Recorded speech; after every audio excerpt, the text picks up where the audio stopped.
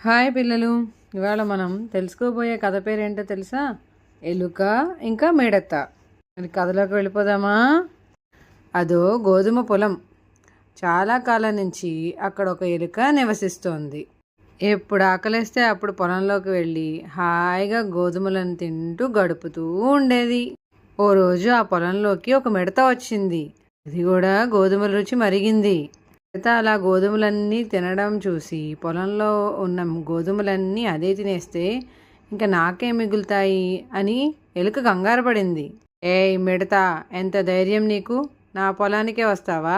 మర్యాదగా వచ్చిన దారినే వెళ్ళిపో అని కోపంగా చెప్పింది ఎలుక. ఇంత మంచి పొలాన్ని వదిలేసి నేనెందుకు వెళ్ళాలి? కావాలంటే నువ్వే పో అని దురుసుగా సమాధానం చెప్పింది మిడత. ఆ రోజు నుంచి మిడత తన ఇష్టం వచ్చినట్లు గోధుమ పంటను తింటూ ఉండేది. దాంతో ఎలుకకి నిద్ర పట్టేదే కాదు. ఎలాగైనా ఈ మిడత బెడద వదిలించుకోవాలి అని ఆలోచించింది. ఓ వడ్రంగి పెట్టె దగ్గరికి వెళ్ళి తన గోడంతా చెప్పుకుంది.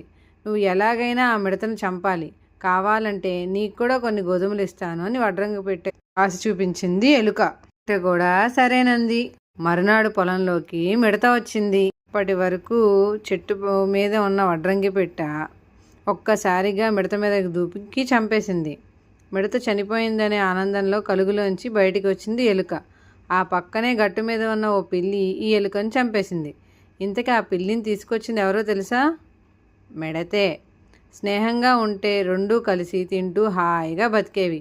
అసూయతో పంతానికి పోయి రెండు ప్రాణాలు పోగొట్టుకున్నాయి. అందుకే దేన్నైనా స్నేహంతో సాధించుకోవాలి. ఓకే పిల్లలు, బాయ్ మరి.